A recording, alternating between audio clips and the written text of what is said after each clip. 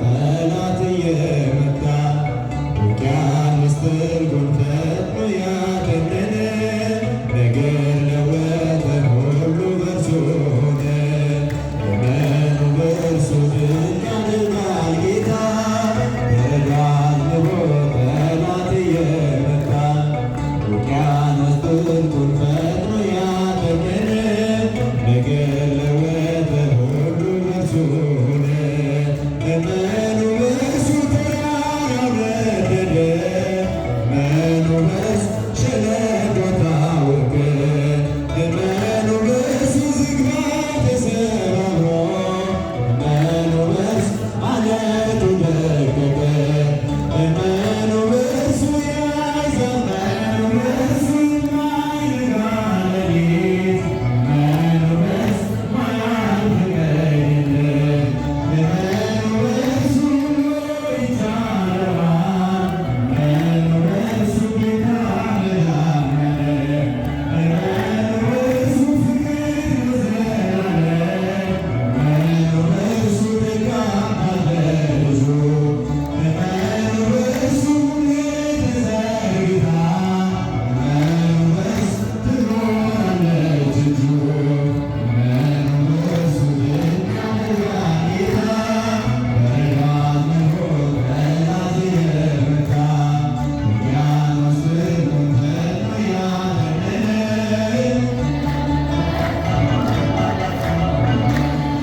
እመኑ በእርሱ እግር የማይሰበር፣ እመኑ በእርሱ ጽኑ መርከብ አለ፣ እመኑ በእርሱ አልፈራም አልሰጋ፣ እመኑ በእርሱ ከእርሱ ጋር ያለ፣ እመኑ በእርሱ ጠላት ተሸንፏል፣ እመኑ በእርሱ ሰይጣን አፍሯል ዛሬ፣ እመኑ በእርሱ መሪው ይነዋወጥ፣ እመኑ በእርሱ በታላቅ ዝማሬ ዘምሩ፣ እመኑ በእርሱ ድንቅ ያደርጋል ጌታ ተጋድሎ ጠላት እየመታ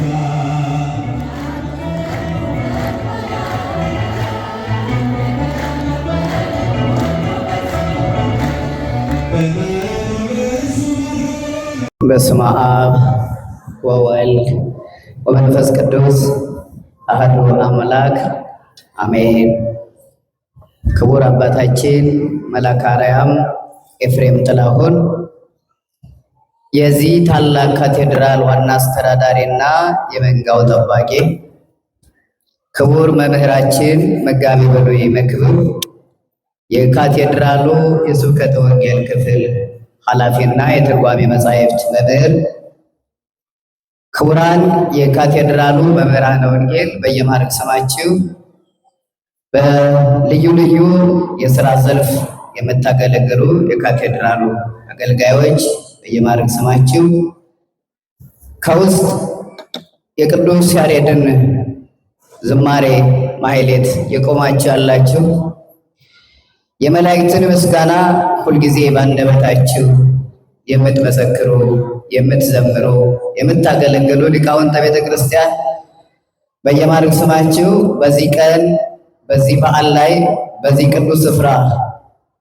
ለመባረክ እግዚአብሔርን ለማመስገን ከሩቅም ከቅርብም የተሰበሰባችሁ አዛውንት አባቶቻችንና እናቶቻችን፣ ወንድሞቻችንና እህቶቻችን፣ ሕፃናትም ጭምር በወደደንና ባከበረን እስከ መቃብርም ድረስ ደርሶ ባፈቀረን በልዑለ ባሕርይ በአምላካችን በመድኃኒታችን በኢየሱስ ክርስቶስ የሰላምታ ቃል ሰላም እላችኋለሁ። እንደምን አደራችሁ? እንደምን ሰነበታችሁ? እንኳን ለኃያሉ መልአክ ለቅዱስ ገብርኤል ወርሃዊ መታሰቢያ በዓል በሰላም አደረሳችሁ። አመስግኑት እግዚአብሔር። ከኔ በፊት መርሃ ግብሩን እየመሩ የነበሩት ይልቁንም ቀደም ብሎ በክፍል 1 የረቀቀውን አጉልተው የራቀውን አቅርበው ሲያስተምሩን የነበሩት መጋቤ ብሉይ መክብብን ቃለ ሕይወት ያሰማልን፣ አገልግሎት ዘመናቸውን ይባርክልን። ወጣት ብርቅዬ መምህር ናቸው። የታላቁ የደብረ ሊባኖስ ገዳም ፍሬ ናቸው። ደብረ ሊባኖስ ገዳም ስትሄዱ ለአገልግሎት በበዓሉ በትልልቅ በዓላት ዋዜማ ወይም በክብረ በዓሉ ላይ የጻድቁ የአቡነ ተክለ ሃይማኖትን ገድል ከሚተረጉሙት ሊቃውንት አንዱ ወጣቱ ምሁር መጋቤ ብሉይ ናቸው እና መስግኑላቸው፣ እድለኛ ናቸው። እንግዲህ የሌለ ነገር አይደለም እየተናገርኩ ያለሁት። የተጋነነ ሙገሳና በሌለ ነገር ዝም ብሎ መናገር ተገቢ አይደለም። በአግባቡና በልኩ አለመናገር ደግሞ ንፍገት ነውና የካቴድራሉ አስተዳዳሪ መልአከ አርያም ኤፍሬም ጥላሁንም እጅግ እድለኛ ናቸው። እዚህ ቦታ በየጊዜው ሲመጣ አዳዲስ ነገሮች፣ አዳዲስ ህንፃዎች ነው የሚታዩና አለቃቸውንም ከፍ አድርጋቸው አመስግኗቸው። በእውነት የሚገርም ልዩ ጸጋ ነው። እግዚአብሔር ከሁላችን ጋር ይሁን። ከኔ ጋራ ደግሞ ለትንሽ ጊዜ የምንቆየው ነገረ መላእክትን የቅዱሳንን መላእክት ዕለቱ ዛሬ የቅዱስ ገብርኤል በዓል እንደመሆኑ መጠን ስለ ቅዱሳን መላእክት በጥቂቱ እንማራለን። ያ ማለት ግን እንደ አዲስ የምናስተምራቸው ሳይሆን የምታውቁትን ለክለሳና ለማሳሰብ ለማለበም እንጂ እንደ አዲስ ዛሬ እግዚአብሔርን ቃል ልንነግራቸው አይደለም። ሁላችንም ተማሪዎች ነን። ሁልጊዜ እንማራለን።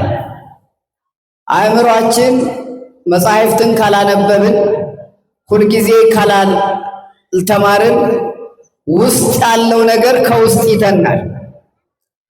ውስጥ ያለውን ያከማቸውን የሰማውን ረጅም ዘመን አከማችቶ መኖር አይችልም። በየጊዜው ክለሳ ያስፈልገዋል። በየጊዜው ማንበብ ይጠይቃልና በሱ መልክ እንድትወስዱት እንጂ እንደ አዲስ ነገር ለማስተማር አይደለም። ያም ሆኖ ግን የእግዚአብሔር ቃል ደግሞ ሁልጊዜ ምንድነው? አዲስ ነው። ምንድነው? ማለዳ ማለዳ የእግዚአብሔር ቃል አዲስ ነው። ሁልጊዜ በዝማሬ ብንሰማው፣ በቀጥታ ብናነበው፣ እንዲህ ብንማረው ሁልጊዜ የማይጠገብ የእግዚአብሔር ቃል ብቻ ነው። ዓለም ላይ ያሉ ዜናዎች፣ ዓለም ላይ የሚጻፉ መጻሕፍቶች፣ ልቦለዶች በአንድ ጊዜ ተነበው ይሰለቻሉ፣ ይጠገባሉ። የእግዚአብሔር ቃል ግን ሁልጊዜ ዘላለም ዓለም በሕይወታችን ብናነበው ብንማረው ሁልጊዜ ምንድነው? አዲስ ነው፣ አይጠገብም። በዚህ ግብረ ሕማማት በሚባል መጽሐፋችን ውስጥ በሆሳዕና ዋዜማ በዕለተ ቀዳሜት ከሚነበበው አንዱ ምን ይለናል? ወስመ እግዚእ ኢየሱስ ክርስቶስ እሰይ ይጸገብ ይላል። ሁልጊዜ የማይጠገብ የእግዚአብሔር ስም ነው ይላል። የማን ስም? የእግዚአብሔር ስም አይጠገብ። ኢየሱስ ክርስቶስ ጡመ ስም ለዘይጼጎ ነበር። አይጠገብም ሁልጊዜና አይሰለችም። ሕይወታችንንም የሚገነባልን ይልቁንም ነፍሳችን የምትመገበው ምግብ ቃለ እግዚአብሔር ስለሆነ ምንድነው የምትመገበው? ነፍሳችን የምትመገበው ቃለ እግዚአብሔር ነው። ሊቁ ቅዱስ ቄርሎስ ሲሲታ ለነፍስ ቃለ እግዚአብሔር ይላል። የነፍስ ምግቧ የእግዚአብሔር ቃል ነው። ይህን የእግዚአብሔርን ቃል ካልሰማች ነፍሳችንን ስልጥ ቀጠና ረሃብ ይይዛታል። ስለዚህ ሁልጊዜ የእግዚአብሔርን ቃል መስማት ነፍስን መመገብ ነው ማለት ነውና የእግዚአብሔርን ቃል ሰምተን ረሃበ ነፍስ ጽማ ነፍስ እንዳይዘን ሁልጊዜ የእግዚአብሔርን ቃል እየተመገብን እንድንኖር እግዚአብሔር ይርዳል። በመዝሙረ ዳዊት መዝሙር 90 በቅንፍ 91 ቁጥር 11 ላይ ያለውን መነሻ አድርገን ከብሉይ ኪዳን ይህን መነሻ አድርገን ሐዲስ ኪዳን ገብተን ማጣቀሻ የሊቃውንቱን መጻሕፍት ዓለም ላይም አንዳንድ የተጻፉ መጻሕፍቶችንም አይተን መስቀሉ ላይ ቀራንዮ ደርሰን ትምህርታችንን እንጨርሳለን። ማን ቢፈቅድ? እግዚአብሔር ቢፈቅድ ይህንና ያንን እናደርጋለን ማለት ነው። የቆማቸው ሰዎች ግድ የለም አረፍ አረፍ ብትሉ ግድ የለም ቁጭ በሉ። ልብሴን ጭቃ ይነካኛል አይባል። ቤተ ክርስቲያን መጥቶ ይሄ ልብሳችሁ በረከት አፍሶ እምነቱን ዘግኖ ነው የሚሄደው። አፈር አይደለም ጭቃም አይደለም እምነት ነው የሚባለው። እንደሚባለው እምነት ነው እና ግድ የለም አረፍ በሉ። እስመ ለመላእክቲሁ ይእዝዞሙ በእንቲአከ ከመ ይቀቡከ በኩሉ ፍናዊከ።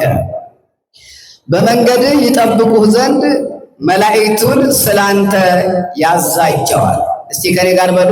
በመንገድህ ይጠብቁህ ዘንድ መላእክትን ስላንተ ያዛቸዋል። አምላካችን እግዚአብሔር በዚህ ቃል እንዲያስተምረን የእሱ ቅዱስ ፈቃድ ይሆናል። እዚህ ቃል ውስጥ ምን አለ? ሶስት ነገሮችን እናያለን። ስንት ነገሮች? አስጠባቂ አለ፣ ጠባቂ አለ፣ የሚጠበቅ አለ። እዚህ ጥቅስ ውስጥ ሶስት ነገሮች ይዘዋል። አዛዥ አለ፣ ታዛዥ አለ፣ የታዘዘለት ደግሞ አለ። እንግዲህ ወደዚህ ነገርና ትንታኔ ከመግባታችን በፊት መላእክት ምንድን ናቸው? ዜግነታቸው የት ነው? መኖሪያቸው የት ነው የሚለው ታውቁታላችሁ። ዜግነታቸው ሰማያዊ ነው፣ ምድራዊ አይደሉም። የት ነው ሀገራቸው? መላእክት አቤት ሰማያውያን ናቸው። ሰማያውያን መላእክት በመባል ይታወቃሉ። ለዚህ ብሔር፣ ለዚያ ብሔር፣ ለዚያ አህጉር፣ እዚያኛው አህጉር አይባልላቸው። ሰማያውያን ዜግነት ያላቸው ናቸው። የተፈጠሩት ዕለቱ እንደ ቤተ ክርስቲያናችን አስተምህሮ የቤተ ክርስቲያናችን አስተምህሮ የሥነ ፍጥረት መጽሐፍ አላት። የወል አጠቃላይ ክርስቲያን ነኝ የሚለው ሁሉ የሚያነበው መጽሐፍ ቅዱስ በመጀመሪያ እግዚአብሔር ሰማይና ምድርን ፈጠረ ይለናል።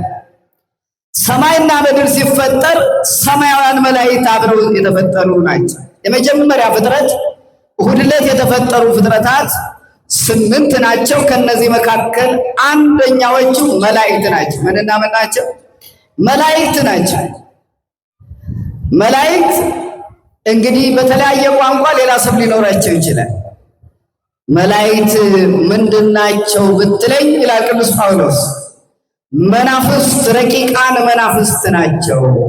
ወይትፌነው ለመልእክት በእንተ እልሃለሆሙ ይረሱ ሕይወተ ዘላለም ይለናል። እዚህ ዕብራውያን 1 ላይ መላእክት ማለት መልእክተኞች፣ አለቆች፣ የእግዚአብሔር የቅርብ ተጠሪዎች፣ ተላላኪዎች ናቸው። አፈጣጠራቸው ረቂቃን ናቸው። አይዳሰሱም። ኃያላን ናቸው። ረቂቃን ሆነው ደግሞ በቦታ አይሰበሰቡም፣ አይወሰኑም። በሙሉ የትኛውንም ክፍለ ዓለም ማድረስና መድረስ የሚችሉ ፈጣኖችና ተራዳኢዎች ናቸው። መላእክት ብዛታቸው፣ ቁጥራቸው ዓለም በሚቆጥርበት ቁጥር አይሰፈሩም፣ አይቆጠሩም። እለ አልቦሙ ሁልቁ ይላቸዋል። እልፍ ይልና አይላፋት ይልና ትልፊት ይልና ምልፊት ይልና የግዕዝ ቁጥራችን ቁጥር የሚባል ያልቅበታል። መላእክትን ለመቁጠር አንዴው አጠቃላይ ጠቅለል አድርጎ ግን ምን አላቸው? ቁጥር ስፍር የሌላቸው ይላል። ምንና ምን የሌላቸው? ዓለም በሚቆጥርበት ቁጥር ልክ አይቆጠሩም ብዛታቸው። ከሰኔ 25 እስከ መስከረም 26 የሚዘንበው ዝናብ፣ የዝናሙ ዘለላ አንድ ባንድ ቢቆጠር ከሱ ቁጥር ሁሉ በላይ ናቸው መላእክት። ታዲያ ይህን ያህል ብዛት ካላቸው ምን ቦታ ይበቃቸዋል ትሉ ከሆነ ለመላእክት ቦታ ጥበት፣ ለመላእክት የከተማ ጥበትና ስፋት አይወስናቸው። ቅድም እንደተናገርነው መናፍስት ረቂቃን ስለሆኑ አንዱ መልአክ በአንዱ መልአክ ውስጥ ማለፍና መሽሎክ መራመድ ይችላል። ወሃለፈ መልአክ በዲበ መልአክ፣ አንዱ መልአክ በአንዱ መልአክ ውስጥ ማለፍና ወደ አንድ ቦታ መንቀሳቀስ ይችላል። እንግዲህ ይህን ያህል ካልን መላእክት በዚያው በዜግነታቸው በሰማይ የኖሩ እንጂ ፍጥረታት የእግዚአብሔር ፍጥረታት ባሉበት ቦታ ሁሉ ደግሞ ሙሉ ናቸው። ሰማይ ላይ ከተሞች አሏቸው፣ መኖሪያ አላቸው፣ ነገድና ጎሳ አላቸው። በየአለቆቻቸው በየስሪታቸው በየከተማቸው ይኖራሉ። ግን ወደ ምድሪቱ ደግሞ ይመጣሉ፣ ይወጣሉ፣ ይወርዳሉ። ፍጥረታትን በሙሉ ይጠብቃሉ። ፍጥረታት ሲባል ሰውን ብቻ ሳይሆን የምንረግጠውን መሬት፣ ባህሩን፣ ውቅያኖሱን አጠቃላይ ከእሁድ እስከ ዓርብ የፈጠራቸውን እግዚአብሔር ፍጥረታት በሙሉ መላእክት ይጠብቃሉ። ማን ይጠብቃል? የሚገርም ዛፉን ይጠብቃሉ፣ ተራራውን ይጠብቃሉ። አጠቃላይ ፍጥረት የሚለው ጄኔራሊ በሙሉ የእግዚአብሔርን ስራዎች በሙሉ በመጠበቅ የተሰማሩ ናቸው። ወደ ሰዎች ስንመጣ ግን ይጠብቁ ዘንድ የተባለው የአዳም ልጅ ሰው የሚለው የወል ስማችን ለሴትም ለወንድም አጠቃላይ የሚነገር ስለሆነ እዚህ ቦታ የገባው ሰውን ስላንተ መላእክትን ይጠብቁ ዘንድ ያዛቸዋል የተባለው ደቂቀ አዳም ወይም የሰው ዘር ነው። ሰዎች ናቸው። በተለየ ሁኔታ ማለት ነው። ሰዎችን ሲጠብቁ ሃይማኖት አለ፣ ሃይማኖት የለህም፣ አንተ ነጭ ነህ፣ አንተ ጥቁር ነህ፣ አንተ ክርስቲያን ነህ፣ አንተ ሙስሊም ነህ ሳይሉ በሙሉ ሰውን በሙሉ ይጠብቃሉ። ከኔ ጋር ናቸው። ምናልባት እንዲህ ስንናገር እኛን ክርስቲያኖችን መስሏቸው ከሆነ ተሳስታቸዋል። አጠቃላይ ሰውን ይጠብቃሉ። ማንን ይጠብቃሉ? አይደለም ሰውን ዛፍ ይጠብቃሉ ብለናል። ግዑዝ ነገር ይጠብቃሉ ብለናል። ድንጋዩን ይጠብቃሉ ብለናል። ዛፉን ይጠብቃሉ ብለናል። መላእክት የማይጠብቁት መላእክት ያልቆሙበት መላእክት ያልቆሙለት ፍጡር የለም። አመስግኑት እስቲ እግዚአብሔር።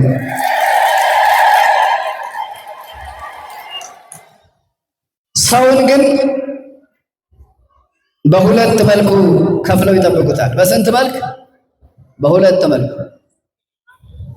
ሲጠብቁ ከእናቱ ማህፀን ጀምሮ ነው የሚጠብቁት። ሰውን ሞቶ አርፎ ወደ ምድር መሬት ነውና ወደ መሬት ተመልሶ ነፍሱ ወደ እግዚአብሔር እስከምትሄድ ድረስ አብረው ተቆራኝተው በፈረቃ ይጠብቃሉ።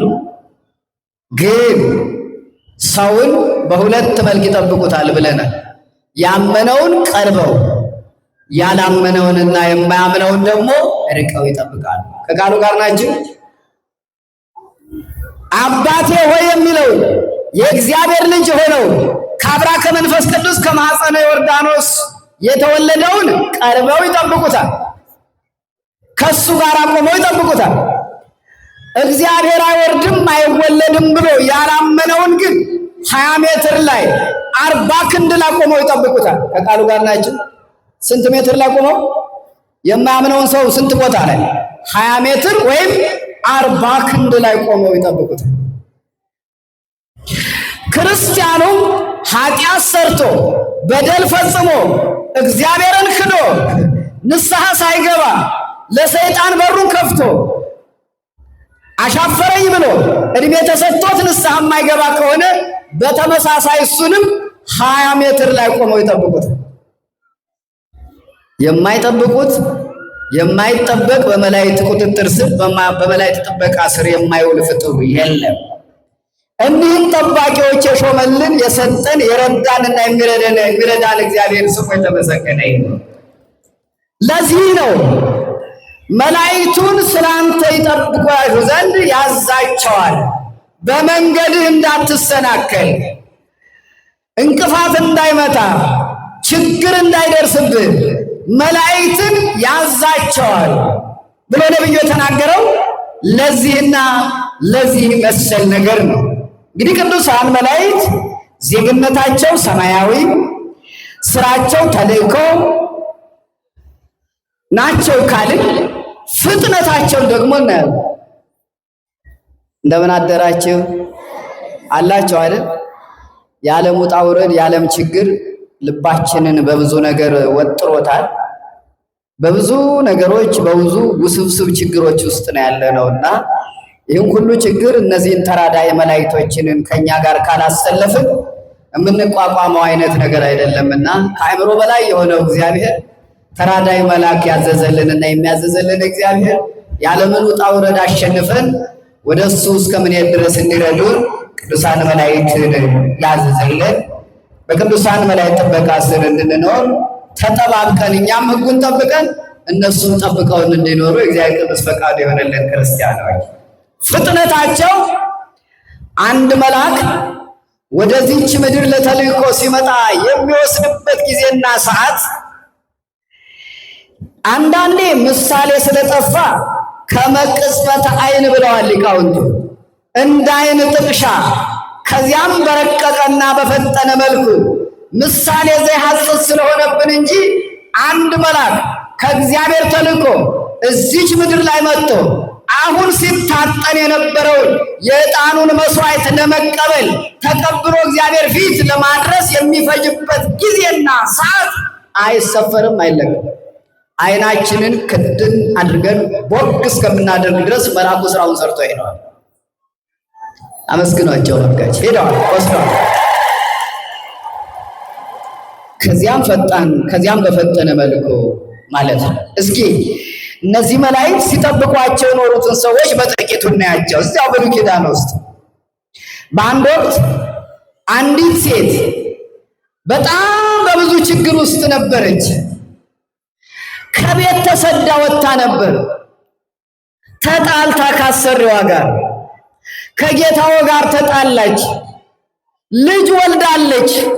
ሕፃን ልጅ ታቅፋለች። ተቅበዘበዘች። በበረሃ ውስጥ ሕፃን ልጅ ይዛለች። ምግብ ስንቅ ተሸክማለች። ውሃ ተሸክማለች። ሶስት ነገሮችን ተሸክማለች። ከምንም በላይ ደግሞ ጭንቀት የሚባል ነገር ደግሞ ተሸክማለች። ውስጧ እየተብሰለሰለ እርር ብላ የሚያለቅስ ልጅ ይዛ ጉዞዋልም ያለ በረሃ ውስጥ ነው የምትሄድ። ልጁ በጣም ሲያለቅስባት ትንሽ ምግብ ታጎርሰውና ውሃ ታጠጣውና አሁንም ጉዞዋን ትቀጥላለች። ኦሪት ዘፍጥረት ወይም ኦሪት ዘልደት ምዕራፍ 21 ቁጥር 17 ላይ የለ። ይቺ ሴት እንዲህ እየሄደች እያለ በድንገት ሳታስበው ውሃው ከላዋ ላይ አለቀባት። እኔ ጋር ናችሁ? ምን አለቀ? ሕፃን ልጅ ይዛለች። በረሃ ውስጥ ናት። ሰው የሌለበት በረሃ መንደር ሄዳ ውሃ ስጡኝ ምግብ ስጡኝ ማለት የማትችልበት ቦታ ላይ በዚህ ጭንቅ ውስጥ እያለች በድንገት ውሃ ሲያልቅባት ሕፃኑ እያለቀሰ ሲመጣ ይሄ ልጅ እጄ ላይ ሲሞት ከማየው እግዚአብሔር እሱ የፈጠረው ነፍሱን ከስጋው ሲለይ እናት ነኝና እጄ ላይ ሲሞት ከማይ ከሞተ በኋላ መጥቼ ልቅበረው ብላ ቁጥቋጦ ስር ወተፍ አድርጋ ውስጧ ማዶ ሄዳ ቁጭ ብላ ታለቅስ ጀመር። ከቃሉ ጋር ናቸው። እናት ከባድ ነው። እናትነት እናቶች ታውቃላችሁ፣ ጎሽ ለልጇ ስትል ተወጋች ይላሉ። የወለደ ይፍረደኝ ይላሉ እናቶች። የልጅ ነገር አይሆንላቸው። ድንግል ማርያም በበረሃ ውስጥ ልጄን ይገሉብኛል ብላ ነበር እያለቀሰች በበረሃ ስትሄድ የነበረች። ድንግል ማርያም መስቀል ስር ቆማ ስታለቅስ የነበረችው አንድ ልጇ ሲሰቀል ባይኗ ስላየች። እናትነት ከባድ ነው። በዚያውም ላይ ደግሞ ምንም ይሆን ሆንኩ የማይል ሕፃን የአመመውን የማይናገር እዚህ ቦታ ተኮሰኝ፣ እዚህ ቦታ ወጋኝ፣ ፈለጠኝ የማይል ገና አበ እመ ማለት የማይችል ትንሽዬ ሕፃን ደግሞ ከዚያ የበለጠ ደግሞ ያሳዝናል አይደል? እናቶች ታውቃላችሁ። እናት ማዶ ሆና ታለቅሳለች። ልጅ ቁጥቋጦ ስር ተወጥፎ ያለቅሳል። ሁለቱ ሲያለቅሱ እግዚአብሔር የማንን ድምፅ መልደው ቀድሞ የማን ድምፅ ይሰማ ይመስላችኋል? እስኪ ንገሩኝ እናቶች። የሕፃኑን ነው የእናትየዋን? የማንን? ሁለቱም እያለቀሱ ነው። የማን ድምፅ ይሰማል? አቤት የሕፃኑን ነው። እውነት ነው። ምክንያቱም ሕፃኑ ኃጢአት የለበት፣ በደል የለበት፣ ክፋት የለበት። የዚህን ዓለም ውጣ ውረድ ገና አላየ። አዲስ ፍጥረት ነው። እያለቀሰ እያለ እናትም እያለቀሰች እያለ ወሰማ እግዚአብሔር አወያቶ ጽራሆ ለሕፃን ይላል። ልክ እናንተ እንዳላችሁት እግዚአብሔርም የብላቴናውን ለቅሶና ጩኸት ሰማ ይላል። አመስግኑት እባካችሁ። እግዚአብሔር የሕፃኑን ጩኸት ሰማ። ስለ ሕፃናቱ ብሎ እግዚአብሔር ይማረን። ምንም ስላልበደሉ ልጆች ብሎ ኢትዮጵያን ይፈውስልን። እኛማ እኮ ጸሎታችን ከዳመና በላይ አላተሻገራል። እኛማ እኮ ደከምን። የእኛ እንባ እኮ ውጤት አላመጣል። መከራችን ከላያችን ላይ አልወርዳለ። 50 ዓመት ሙሉ ታመናል። ስንት ዓመት? አፄ ኃይለ ሥላሴ ከተገደሉበት ሰዓት ጀምሮ ቀይ ሽብር፣ ነጭ ሽብር ተብሎ ወጣት እየረገፈ እስከ ዛሬ ድረስ በዚች ሀገር ደም ይፈሳል። የሚያለቅስ ጠፍቶ ነው? እንባችን ውጤት አላመጣለ። ስለነዚህ ሕፃናት ብሎ እግዚአብሔር ይስማል። ስለሚያለቅሱ ከቤታቸው ተፈናቅለው ቁጥቋጦ ስር ስለወደቁ መጠለያ ስር ሆነው እየየ ስለሚሉ ስለ ሕፃናቱ ብሎ ይማረን። ሲነሱ እንዲጸልዩ አድርጓቸው። ልጆቻቸውን እስኪ ጸሎት አስተምሯቸው። በኮልታፋ አንደበታቸው እስቲ እግዚአብሔርን ይጠይቁልን። ደክመናል። መስዋዕታችን፣ ጸሎታችን፣ ምጽዋታችን መከራችንን የመከራ ሌሊታችንን ሊያነጋልን አልቻለምና ስለማይናገሩ ስለ ሕፃናቱ ብሎ እግዚአብሔር መልአኩን ሊላክልን። አሜን በሉ እስኪ። እግዚአብሔር ሕፃኑን የሚያለቅሰውን ሕፃን ፈጥኖ ተመለከተ። ግን ደግሞ ትእዛዝ የታዘዘችው ሴትየዋ ናት። አጋር ትባላለች። ግብፃዊ ዜግነት ያላት ከደጉ ከአብርሃም ቤት ነው የወጣችው። ልጅ ወለድኩ ብላ ከአብርሃም አጋር በእመቤቷ በሳራ ላይ አቻ ላቻ ሆነው መሰለኝ ትከሻ ለትከሻ መለካካት ጀመሩ። ስለዚህ ይችን ባሪያ አውጣልኝ፣ ይችን ሰራተኛ አባርልኝ አለች። እግዚአብሔርም የሳራን ድምፅ ስማ አለ። በዚህ ምክንያት ተሰደደች። በዚህ ምክንያት የሁሉ መከራ መጣ። ለካስ ጠባቂ መልአክ እየተከተላት ነው። ከኔ ጋር ናቸው። መልአኩ አለ። መልአኩ እኮ አጠገባችን አለ፣ ግን አናየው። ለምንድን ነው የማናየው? ከኔ ጋር መልአክ እያለ ለምንድን ነው የተጋደልኩት? እሺ እኔን የሚጠብቀኝ ሳሌው ተደግፌው ተው የቆምኩትን ዛፍ የሚጠብቀውን እንኳን ለምን አላይ? ጠይቃችሁ ታውቃላችሁ? አይናችን ታውሯል። ምን ተብሏል? ጠባቂያችን እንዳናየው ተመድቦልናል እኮ። ያልተመደበ እኮ ቦታ ክፍተት እኮ የሚባል ነገር የለም። ሁሉም ቦታ ጠባቂ አለ። ስታንድ ባይ ናቸው 24 ሰዓት። ለሰዎቹ ሁለት መላእክት ነው ያሏቸው። ስንት 12 ሰዓት ነው የሚጠብቁት። አንዱ ቀን አንዱ ሌሊት። ሰዎች ጥበቃ ሲቀጥሩ እዚች በሀገሪቱ ሕግ የ24 ሰዓት ነው አይደል የምታስጠብቁ? የድርጅት ጠባቂዎች 24 ሰዓት ውጪ ስታስጠብቁ ብትገኙ ንብረታቸው ላይ አደጋ ቢደርስ ጠባቂው ኃላፊነት አይወስድም በሀገሪቱ ሕግ። ከኔ ጋር ናቸው። ስንት ሰዓት ነው የሚጠብቅ ዘበኛ? ስንት ሰዓት? እዚህ ሀገር ውስጥ የኢትዮጵያ ሕግ ብሎም የዓለም ሕግም እኮ ነው 24 ሰዓት ብቻ ነው ማስጠበቅ የሚችል። ሰው ነው ይደክማል። 24 ሰዓት አስጠብቃችሁ በቂ ረፍት ማግኘት አለበት። 48 ሰዓት ካስጠበቃችሁ ንብረታችሁ ከተዘረፈ ግን ጠባቂውን ብትከሱት ምንም አታተርፉ። መላእክት ግን ስንት ሰዓት ይጠብቁናል? 12 ሰዓት። አንዱ በቀን አንዱ በሌሊት። ስንሄድ ይሄዳሉ፣ ስንቀመጥ አሉ። እነሱ ቆመዋል። የትም ቦታ ስንሄድ ከኛ ጋር አሉ። ኧረ አመስግኑት አሉ መላእክት። ለካ ይቺ ሴትዮ የምታለቅሰው መልአኩ አጠገቧ እያለ ነው። አያለማወቅ አያለማየት ጽልመተ ኢያእምሮ። ይሄ እኮ በጣም የሚገርም እኮ ነው። በኃጢአታችን ላይ በደል፣ በበደላችን ላይ ምንድነው ክህደት ስንጨምርበት ድቅድቁ ጨለማ እየባሰበት ይሄዳል። ሊቃውንቱ ምን ይላሉ? ሕዝብ ዘይነብር ውስተ ጽልመት ወጽላሎተ ሞት የሚለው ሲተረጉሙ በጨለማ ላይ የዛፍና የገደል ጥላ ሲጨመርበት ጨለማው ይከብዳል ይላል። አሁን እኮ እኛ በኃጢአታችን ላይ ደግሞ ጥርጣሬ ልንክድም እኮ ጫፍ ላይ እኮ ያለን ሰዎች አሉ። ታዲያ እንዴት ነው መላእክቱንም መላእክት ጠባቂያችን የምናየው? መቼም አንተያይም በዚህ ስራ።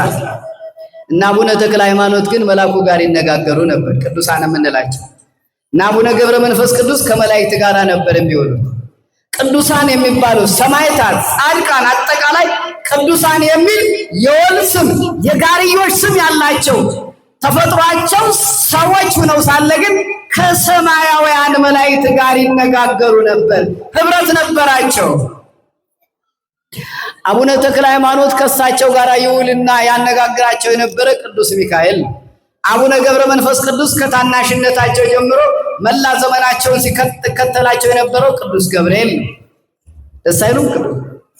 አጠቃላይ ቅዱሳን ከመላእክት ጋር ከሰማያውያን መላእክት ጋር ነበር ህብረታቸው። የኛ ህብረት እስከማን ጋር ነው? ከዓለምና ከዓለማውያን ጋር፣ ከመንፈሳዊ ሰዎች ጋር ያለን ዝምድናና አቀራረብ ስስ ነው፣ ጥቂት ነው። ለዚህ ነው በስጋዊ መነጽር፣ በስጋዊ አስተሳሰብ፣ በፍልስፍና፣ በሳይንስ፣ በምርምር እነዚህን መላእክት ማወቅና ማግኘት አይቻልም። ዓለም የሰራው ግኝት በሳተላይት፣ በማይክሮስኮፕ፣ በተለያዩ ነገሮች መላእክትን ማየት አይቻልም። ከኔ ጋር ናቸው? በሳተላይት አይታዩ መላእክት። በመንፈሳዊ ብቃት ግን በመንፈሳዊ አይን ይታያሉ። ቅዱስ ጳውሎስ እንዲህ ይለናል በዚህ በሁለተኛ ቆሮንቶስ ምዕራፍ 12 1 ላይ አንድ ሰው ከ14 በፊት እንደ ዓመት እንደነበር አውቃለሁ አለ። ያ ሰው በሕይወት ይኑር ይሙት እንዳይ እግዚአብሔር ያምር ባሕቲቱ፣ እግዚአብሔር ያውቃል። ስለዚህ ያ ሰው ከ14 ዓመት በፊት ወደ ሰማይ ተነጠቀ። ወደ ሰማይ ሄዶ ዓለመ መላእክትን ሦስቱ ሰማያትን ጎበኘ፣ አየ። ጆሮ ያልሰማው ዓይን ያላየው ነገር አየ። ይህንንም አይቶ ተመለሰ። ያ ሰው በሕይወት ይኑር አይኖር ግን አላውቅም አለ። ያ ሰው እኮ ራሱ ነው። ቅዱስ ጳውሎስ እዚህ ቁጭ ብሎ እያለ የመላእክትን ከተማ አይቶ መጥቷል። አያችሁ? አመስግኑት እስቲ እግዚአብሔርን። አይቶ መጥቷል። አቡነ ተክለ ሃይማኖት ደብረ አስቦ ዋሻ ሆነው ሰማይ ላይ ተነጥቀው ከ24ቱ ካህናተ ሰማይ ጋር 25ኛ ሆነው የሥላሴን መንበር አጥነው ተመልሰዋል። አመስግኑት እስቲ እግዚአብሔር። እንዲህ ነው ብቃት፣ እንዲህ ነው ርቃቄ። ከዚህ ውጪ ግን በምርምር አይገኙም። እና ያቺ ሴት መልአኩ አጋር ሆይ ብሎ ጠራት።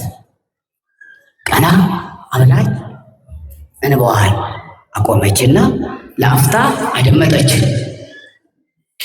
አታልቅሽ፣ አይዞሽ፣ ልጅሽ አይሞትም፣ ትልቅ ሕዝብ ይሆናል፣ ሂጂና አንሺው አላት። ከኔ ጋር ናችሁ?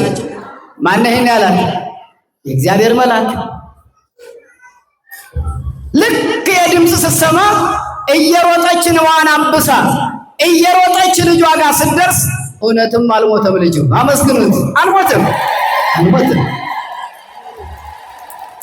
እዛፉ ጋር ቁጥቋጦው ጋር ስትደርስ ዓይኗ ተከፈተላት። ምን አለላት? ዓይኗ ተከፈተ። ዕውር ነበረች እንዲያጋር መንፈሳዊ ዓይኗ ተከፈተላት። መልአኩን ማየት ቻለች። የመልአኩን ድምፅ መስማት ቻለች። አዲስ ውሃ፣ የተሰወረ ውሃ ነበር ለካ ልጇን ያስቀመጠችበት ቦታ። እሷ ውሃ ነው አይደል ያስጨነቃት ያለ። እሷ ልጅ ሊሞት ነው እያለቀሰች ነበረች። ለካ ውሃ ላይ ነው ቁጭ አደረገችው። አለማየታችን አያችሁ? የተሰወረብን ነገር አያችሁ? ያጣየው ነገር አያችሁ? አጠገባችን ብዙ ነገር እያለ እኛ መከራችን ነው ያለ። እዚህ ቦታ ጸበል ወጣ፣ እዚህ ቦታ ታምራት ተፈጸመ ሲባል ተብከንክነን ልንሞት ነው። በዚህ ዘመን እርካታ አጥተናል። የት ሄጄ ነው ምጽናናው ብለናል። ግራ ተጋብተናል። አጠገባችን እኮ በረከት አለ። ከኔ ጋር ናችሁ? አጠገባችን እኮ መልአኩ አለ። አመስግኑት እስቲ። መልአኩ አለ አጠገብህ እኮ ገብርኤል እኮ አለ። የዛሬ ወር የት ናቸው? ሐምሌ 19 የት ናቸው? እዚሁ ናቸው። አንዳንዶቹ ቁልቢ ነው መሄድ ይላል። ጥሩ ነው፣ ደስ ይላል። በመውጣት በመውረድ ላብን ጠብ አድርጎ እንቅፋት በመምታት ትልቅ በረከት ይገኛል። የሆነ ሆኖ ግን ገብርኤል በቦታ ይወሰናል እንዴ? ቁልቢ ብቻ ነው እንዴ ያለው? የለም፣ የትም ቦታ መድረስ ይችላል አይደል? የዓለም ሕዝብ 8 ቢሊዮን ደርሷል። አሁን 8 ቢሊዮን ህዝብ በተመሳሳይ ሰዓት በተመሳሳይ ደቂቃ ቢጠራው 8 ቢሊዮን ህዝብ ጋር መድረስ ይችላል አይችልም? ገብርኤል አመስግኑት። ይችላል። ፈጣን ነው። ይችላል። በቦታ ተወስኗቸው መላእክት እዚያ ጋር ቦታ ነው እዚህ ጋር ነው እንዳትሉት፣ የትም ቦታ መድረስ ይችላሉ። ፈጣን ናቸው፣ ረቂቃን ናቸው፣ ኃያላን ናቸው ብለን አይኗ ተከፈተላት። እቺ ሴት ደስ አላት። ውሃ ቀርታ ልጇን አጠጣችው። ልጇም ከሞት ዳነላት። በቃ ይሄ በረከት ውሃ የበረከት ምንጭ ካለበት ቦታማ የት ይዤ እሄዳለሁ ብላ ርስቱ ሀገሩ እንዲሆን አደረገች። ሁለተኛ ነገሥት ምዕራፍ 6:11 ላይ ደግሞ ይኸውልኝ የእግዚአብሔር ሰው ኤልሳ ጎረቤት ሀገራት እሱ ያለባትን ሀገር መከራ ያሳዩአታል፣ አደጋ እየጣሉ። እግዚአብሔር ሀገር ናት ኢየሩሳሌም፣ ሀገረ እግዚአብሔር ትባላለች።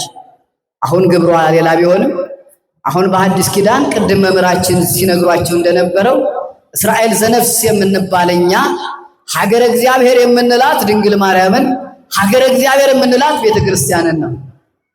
ያቺ መካከለኛው ምስራቅ ያለችው ኢየሩሳሌም ብቻ አይደለችም። እሷማ ወይርህቅም መርህባ ጉሉት ኢየሩሳሌም እንተ ትቀትልዮም ለነቢያት። ስንት ጊዜ ልጆችሽን ለመሰብሰብ ሞከርኩ፣ ወአበይክኒ ሰሚያ አሻፈረኛልሽ ብሎ መድኃኔዓለም አልቅሶባት። እሷማ ሀገረ ሰላም የተባለችው ኢየሩሳሌም ሰላሟን ክርስቶስን ሰቅላ ከከተማ ውጭ አውጥታ ሰቀለች። ነፍሰ ገዳዩን በርባንን ወደ ከተማ አስገባች። ሰላም የላትም።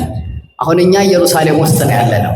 ቤተ ክርስቲያን እናቶች ጸሎት ሲያደርጉ በር ላይ ሲገቡ አዛውንቶች ሰምታችሁ ከሆነ ሰላም ለኪ ቅድስት ቤተ ክርስቲያን አምሳለ ኢየሩሳሌም ሲሉ አልሰማችኋቸው? ኢየሩሳሌም ውስጥ ነው ያላችሁ። አሜን፣ አመስግኑት እስቲ እግዚአብሔር። የሰላም ሀገር በኢየሩሳሌም ከተማ ነው አሁን ከተማችሁ ያላችሁት። ድንግል ማርያም ሀገረ ሰላም ትባላለች። ብኪድህና ዓለም ወልድኪ ከሆነ ሰላም እንላት ኢየሩሳሌማችን ድንግል ማርያም ናት። አመስግኗት እናታችን። ስለዚህ ኢየሩሳሌም በአደጋ ጣዮች ብዙ ጊዜ ፈተና ይደርስባታል። ከሶሪያ እየተነሱ ሀገሪቱን ለማጥፋት ይሞክራሉ እና እነሱ ከመምጣታቸው በፊት የእግዚአብሔር ሰው ባለ ራእዩ ኤልሳ ስለነበረ አሁን ጦር እየመጣልህ ነው፣ አደጋ ሊደርስ ነው እዚህ ሀገር ላይ ተዘጋጅ፣ ጸልይ እያለ አስቀድሞ ለሀገሪቱ መሪ የሚነግር ሰው ነበር። ይህን ሳያውቁ አሕዛብ ይመጣሉ፣ ተመልሰው ይሄዳሉ። በመጨረሻ ምስጢሩ ገባቸው። የእኛን ምስጢር እያወጣ ለኢየሩሳሌም ንጉሥ የሚነግር ማን ይሆን? እርስ በርሳቸው መጠራጠር ሲጀምሩ አንዱ የኢየሩሳሌምንና የነቢዩን ጉዳይ የሚያውቅ እንኳን የሰራኸውን ያሰብከውን አስቀድሞ የሚያውቅ ባለ ራእይ ያላቸው ነቢይ ያላቸው ብሎ ምስጢር አወጣ። ማን ይባላል? የት ይገኛል ሲባል ኤልሳ ይባላል። እንዲህ አይነት ቦታ ይኖራል የሚል አንድ ሸውከኛ ለሶርያ ንጉሥ ነገረ። እንግዲያውስ ሂዱና ኢየሩሳሌምን ከማጥፋታችን በፊት ይህን ምስጢር እያወጣ ለንጉሡ የሚነግረውን ሰው አፍናችሁ ሌሊት በተኛበት ይዛችሁልኝ ኑ ብሎ አደጋ ጣዮችን፣ ወታደሮችን በፈረስና በሰረገላ ቀስተኞችን፣ ኃያላኑን መርጦ የኤልሳ ቤት በሌሊት እንዲከበብ አደረገ። ከቃሉ ጋር ናቸው። ጠባቂያችን ማን ነው ብያቸዋል? አቤት የሚያስጠብቀን እግዚአብሔር ነው። እንዳንጠፋ፣ እንቅፋት እንዳይመጣ፣ እሾክ እንዳይወጋ፣ መላ ዘመናችን ህይወታችን ጤናማ ሆኖ እንዲጓዝ ጠባቂ መድቦልናል እግዚአብሔር። አመስግኑት እስቲ። ጠባቂ መድቦልናል።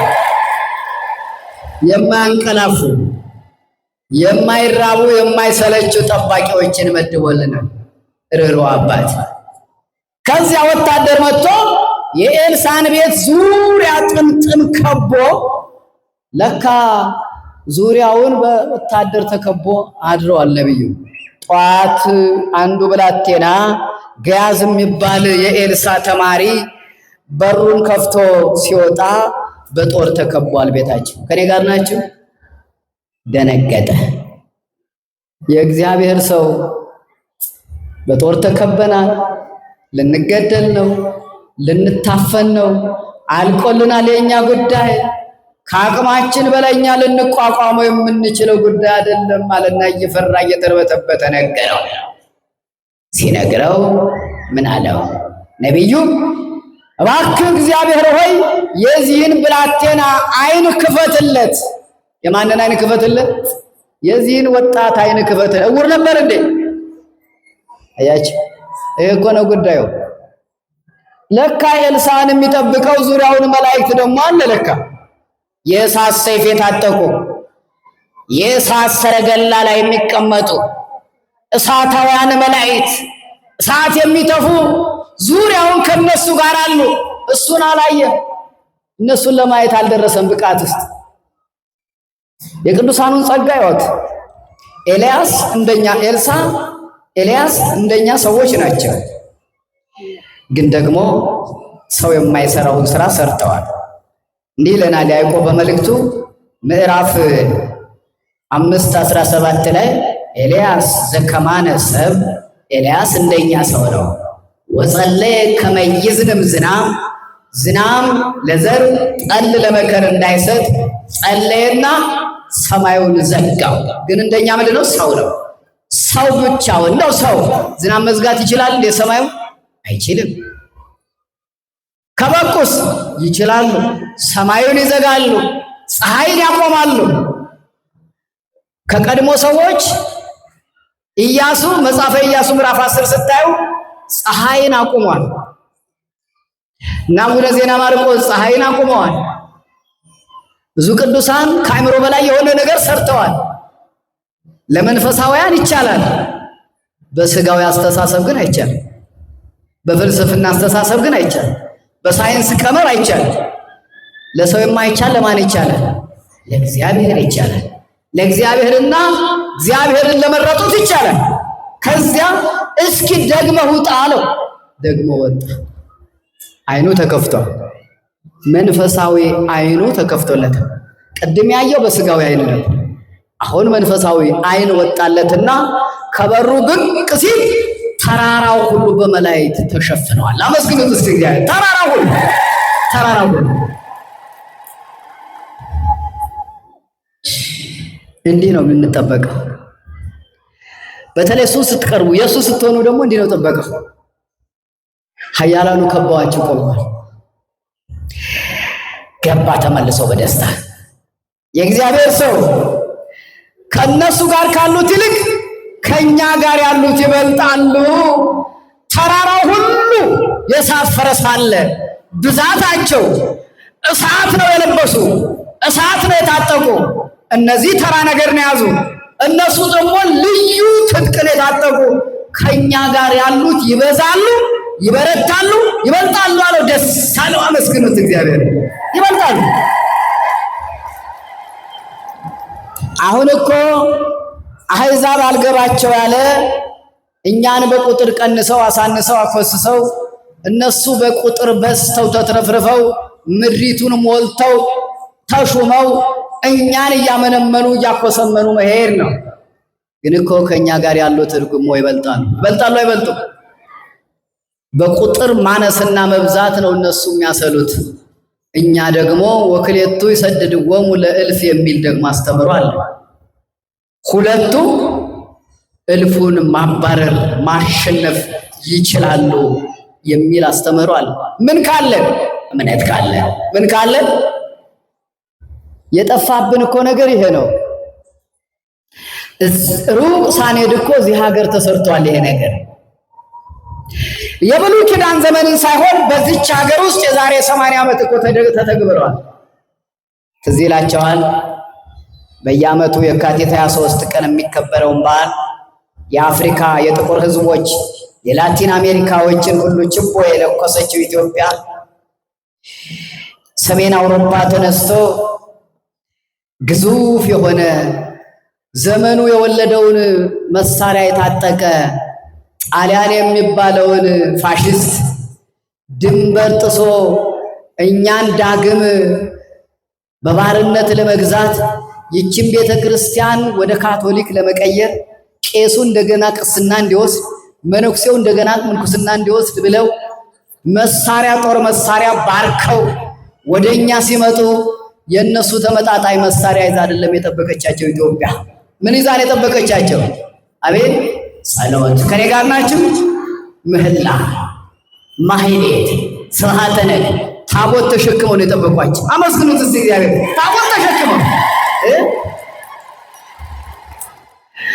ዳግማዊ አጼ ምኒልክ የካቲት 23 ቀን 1888 ዓመተ ምህረት እሁድ ቀን አድዋ ቅዱስ ገብርኤል አስቀድሰው ሥጋ ወደሙ ተቀብለው ንግሥት እቴጌ ጣይቱ የብራና ዳዊት አስይዘው ዳዊታቸውን ስማን እግዚኦ ጸሎቴ ብለው ደግመው አጠቃላይ ሁሉም በየእምነቱ ጸሎት አድርጎ ጠዋት ከቤተ ክርስቲያን ሳይወጡ የቤተ ክርስቲያን ልብሳቸውን ሳያወልቁ እዚያው ቤተ ክርስቲያን ውስጥ እንዳሉ የትልቅ መድፍ ከዚያ ወገን ተተኮሰ። አባቶቻችን ጸሎት ላይ ናቸው። ከኔ ጋር ናቸው? ከማን ጋር ያለው ይበልጣል? እነሱ ከታጠቁት መሳሪያና አጼ ምኒልክ ከያዙት ገብርኤል ማን ነው የሚበልጠው? እስኪ ንገሩኝ። አቤት አመስግኑት እስቲ እግዚአብሔር። የመጀመሪያው የመድፍ ጩኸት ከአድዋ ተራሮች ላይ ቁልቁል ተተኮሰ። ምን ተብሎ? እነዚህ ክርስቲያኖች አክራሪዎች ስለሆኑ ገና ጸሎት እየጸለዩ ገና ዳዊታቸውን ደግሞ እስኪመጡ ሳይታጠቁ የእምነት ጸሎታቸውን መጽሐፋቸውን እንደተሸከሙ የሃይማኖት ልብሳቸውን እንደለበሱ እዚያው በአንድ ቀን ጨራርሰናቸው ኢትዮጵያ ለዘላለም ቅኝ ግዛት እንገዛታለን ተብሎ ነበር የተቀመጠው። እኔ ጋር ናችሁ? ቅዱስ ገብርኤል ቤተ ክርስቲያን የአራዳውን ሰማዕት ቅዱስ ጊዮርጊስን ተሸክመው ድንኳን ተተክሎ መሐረና ብዬ ተባለ። ግብፃዊው አቡነ ማቴዎስ ንጉሱን ተከትለው እግዚአብሔር ከእናንተ ጋር ይሁን እያሉ እየባረኩ የመጀመሪያው ተኩስ ሲተኮስ ኢትዮጵያኖች የያዙት መሳሪያ ጎራዴና ጦር ብቻ ነበር። ከዚያ የበለጠ ግን ማንን ይዘዋል? ቅዱስ ጊዮርጊስን። አመስግኑት እስቲ። ቅዱስ ገብርኤልን ይዘዋል። ገጠሙ። እሁድ ተጀመረ። ወደ 10 እና 11 ሰዓት ላይ ጦርነቱ ተጠናቀቀ። በአንድ ቀን ተጀመረ፣ በአንድ ቀን አለቀ። ማንን ይዘው ነው ያሸነፉ? ማንን ይዘው? ይኸውላችሁ አሕዛብ እስካሁን አይማሩም። አሸናፊ እኮ እግዚአብሔር ነው። አሸናፊ ይባላል። እግዚአብሔርን ታግሎ ያሸነፈ የለም። እግዚአብሔር ምን አለ? ቅዱስ ጳውሎስ በአንድ ወቅት ክርስቲያኖችን ለመግደል ፈቃድ ወስዶ ከባለስልጣናቱ ማህተም የተረገጠበት ደብዳቤ ይዞ ክርስቲያኖች አንድ በዚች ሀገር እንዳይኖሩ በዋሉበት እንዳያውሉ ባደሩበትም እንዳያድሩ የሚል ወረቀት ይዞ ነበር። እየተምዘገዘገ ሄደው ሐዋርያት ሥራ ምዕራፍ 9 ላይ ሲሄድ ግን ምን አለ? መብረቅ ብቻ ትንሽ ብልጭ ስትልበት ይሄ ጎረምሳ አይኑ ጠፋ። መሪዎችን መፈለግ ጀመረ። ትናንት ምድር አልበቃው ብሎ ወዲያና ወዲህ ሲል የነበረው በጉብዝናው የታወቀ እስጢፋኖስ ሲገደል ልብስ ጠባቂ የነበረ ክርስቶስ ሲሰቀል የረገጠ ያ ጎረምሳ እግዚአብሔር ብቅ ሲል ግን አይኑ ጠፋ። ይትመካ ኃያል በኃይሉ አለች ሐና። ኃያል ነኝ የሚል ጉልበት አለኝ የሚል ጡንቻ አለኝ የሚል ስልጣን አለኝ የሚል ገንዘብ አለኝ የሚል አይመካ በገንዘቡ። የሚመካ በማን ይመካ? ትንቢተ ኤርምያስ ምዕራፍ 9 የሚመካ በእግዚአብሔር ይመካ ነው። አይኑ ጠፋ። ግብተ በረቀ መብረቅ ነው ያለ ቅዱስ ያሬድ። በድንገት መብረቅ ብልጭ ሲል አይኑ ታወራል። እንዲህ ነው ዓለም ላይ ያለው ስልጣን። እና ምን አለው? ሳውል ለምን ነው የምታሳድደኝ አለ ከሰማይ። ማን ነህ አንተ አለው። እኔ ናዝሬቱ ኢየሱስ ነኝ። ማነኝ አለ። መቼ አግኝቼ አሳደድኩህ? ክርስቲያኖችን ማሳደድ እኔን ማሳደድ ነው። ከኔ ጋር ናችሁ? ምን አለ መድኃኔዓለም? ክርስቲያኖችን መግደል ማን መግደል ነው? አቤት ክርስቶስን መግደል። በክርስቶስ ነው ክርስቲያን የተባለው። ስጋውን የበሉ ናቸው፣ ደሙን የጠጡ ናቸው፣ የእሱ ልጆች ናቸው። መጽሐፍ ቅዱስ ነው የሚናገረው። እጃችሁ ላይ ያለ ዓለም አንድ መንደር ነች። የትኛውም የዓለም ጥግ ናችሁ የምትሰሙኝ ክርስቲያኖችን መስደል ክርስቶስን መግደል ነው። እንዲህ ነው ያለው ክርስቶስ። የመውጊያውን ብረት ብትረግጠው ለአንተ ይብስብሃል። ክርስቲያኖችን ብትገሏቸው እነሱ ምን ችግር አለ? ሰማዕትነት አግኝተው ይሄዳሉ። ሳይገድሉ ነው የሚገደሉት። ለገዳዮቹ ግን ይብስብሃል። ይብላኝልህ። የክርስቶስን አካል ብልት ነው እየቆረጥክ ያለው ይላል። ወደ ልባችን ይመለሳል። አሜን በሉ እስኪ። ክርስቲያኖች ጠባቂዎቻችን ከኛ ጋር አሉ ካል ለምንድነው እኛ ስንገደል፣ ለምንድነው ኢየሩሳሌም ስትቃጠል ዝም የሚሉት? ወዳጄ እሱ የመላእክት ችግር የእግዚአብሔር ችግር ሳይሆን የኛ ችግር ነው። የማን ችግር? አቤት! ለምንድነው ኢየሩሳሌም ቤተ መቅደሱ የተቃጠለው? ለምንድነው ሰሎሞን ያን ያክል መከራውን አይቶ የሰራው ቤተ መቅደስ የወደመው? በ586 ዓመተ ዓለም ፋርስ ባቢሎን ላይ መጥተው ኢየሩሳሌምን ከበው ናቡዘረዳን የተባለው የባቢሎን ጄኔራል መጥቶ ቤተ መቅደሱን ሰሎሞን የሰራውን ቤተ መቅደስ እግዚአብሔር ወርዶ በክብር ደመና የባረከውን ቤተ መቅደስ በዚህ ቤተ መቅደስ መጥቶ የሚጸልይ ሰው ዝናብ እንኳን ቢታጣ እዚህ ቤተ መቅደስ መጥቶ ቢለምነኝ የሰማዩን በር ከፍታለሁ፣ የተራበ ቢኖር መጥቶ ቢለምነኝ እህልን እሰጠዋለሁ ብሎ እግዚአብሔር ቃል በቃል የተነጋገረበት ቤተ መቅደስ ሲቃጠል ለምን እግዚአብሔር ዝም አለ?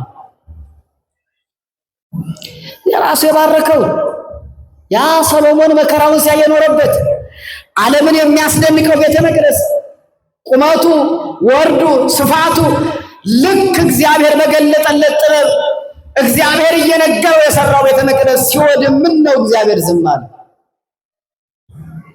ጠባቂ የለም እንዴ? መላእክት የሉም እንዴ? ምን ነው እግዚአብሔር የከበረበት አሕዛብ ፈነጩበት? ምን ነው የአሕዛብ ፈረስ ረገጠው? ምን ነው የአሕዛብ አለንጋ ጮኸበት? ከኔ ጋር ናችሁ ክርስቲያኑ? በሰዎች አልታዘዝ ባይነት፣ በእስራኤል ልከኝነት እግዚአብሔርን ስለተው የአምልኮት መልክ አላቸው። ቤተ መቅደሱ ይሰበሰባሉ፣ መስዋዕት ይሰዋሉ። ልባቸው ግን በፍቅረ ጣዖት ነዷል። አሕዛባዊ ልምምድ ውስጥ ገብተዋል። መልሱ ችግሩ የእግዚአብሔርና የጠባቂ መላእክቶች ቦታው ባዶ ሆኖ ሳይሆን አምላኪዎች የሚያመልኩት የሕዝቦቹ የእግዚአብሔር ልጆች ችግር ነው። ራሳችን ነን ችግር ያለብን። በሉ ከኔ ጋር ናቸው። እኛ ዛሬ ይሄ ሁሉ ውርጅብኝ የሚወርድብን እንደ ሀገር ብሎም እንደ ዓለም እነ ሩሲያ፣ እነ ዩክሬን፣ እነ ሶሪያ ኦርቶዶክሶቹ እንዲመከራ የሚያው ምን ሆነው ነው? ራሳችን ላይ ነው ችግር ያለው። የተለያዩ አቤት ናቡከደነጾር የሚባለው ንጉሥ ባሪያ ያለው እግዚአብሔር